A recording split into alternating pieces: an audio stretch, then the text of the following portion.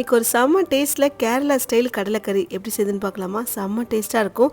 First குக்கரில் ஊற வச்ச கருப்பு சுண்டல் சேர்த்துட்டு இது கூட வெங்காயம், பச்சை மிளகாய், இஞ்சி, பூண்டுலாம் பொடியாக கட் பண்ணி சேர்த்துட்டு கொஞ்சமாக உப்பு சேர்த்து தண்ணி சேர்த்து நல்லா வேக வச்சு எடுத்துக்கணும். நான் ஒரு 4 விசில் விட்டு எடுத்தேன். இதுவே போதும், கரெக்டாக இருக்கும். இப்போ இதுக்கான மசாலா ரெடி பண்ணிக்கலாம். ஃபஸ்ட்டு பேனில் 1 டேபிள் ஸ்பூன் சோம்பு, இது கூட கொஞ்சமாக பெப்பர், அப்புறம் பட்டை, கிராம்பு, ஏலக்காய் இதெல்லாம் ட்ரை ரோஸ்ட் பண்ணிக்கலாம். லைட்டாக ரோஸ்ட் ஆனதுக்கு அப்புறமா ஒரு முடி தேங்காய் நல்லா துருவி சேர்த்துருக்கேன். அதுவுமே நல்லா ட்ரையாக வறுத்து எடுத்துக்கணும். இந்த ஸ்பைசஸ்லாம் நல்லா ஆறுனதும் இதை வந்து அரைச்சி எடுத்துக்கலாம். இப்போ நம்ம அரைக்க போகிறது அந்த கிரேவிக்கு ஒரு க்ரீமி டெக்ஸ்சரும் டேஸ்ட்டும் கொடுக்கும். வேக வச்சு சுண்டல்லேருந்து ஒரு 2 டேபிள் ஸ்பூன் கூட ஊற வச்ச முந்திரி பருப்பு நான் மீடியம் ஜாரில் சேர்த்து அரைக்க போகிறேன். இந்த மாதிரி எவ்வளோ லாங் ப்ரிப்பரேஷன் அதே மாதிரி திக் பிளென்ஸுக்குலாம் இந்த ஜார் ரொம்பவே யூஸ்ஃபுல்லாக இருக்கும். இப்போ நம்ம வேக வச்ச சன்னால கொஞ்சமாக மல்லிப்பொடி, மிளகாய் பொடி, மஞ்சள் பொடி சேர்த்துட்டு இப்போ நம்ம ஃபர்ஸ்ட் அரைச்ச தேங்காய் பேஸ்ட் அப்புறம் இந்த சன்னா முந்திரி பேஸ்ட்லாம் சேர்த்து நல்லா கலந்து விட்டுருங்க. லைட்டாக கொதிக்க விடுங்க, நல்லா திக்காயிரும். இப்போ தாளிப்பு கொஞ்சமாக தேங்காய் எண்ணெய் சேர்த்துட்டு கடுகு, வரமிளகாய், சின்ன வெங்காயம், கொஞ்சம் தேங்காய் இருந்தால் கூட பீஸா கட் பண்ணி சேர்த்து நல்லா தாளிச்சு கிரேவி கூட சேர்த்து மிக்ஸ் பண்ணிடுங்க. இது புட்டு ஆப்பம்க்குலாம் சர்வ் பண்ணலாம், ரொம்ப சூப்பராக இருக்கும்.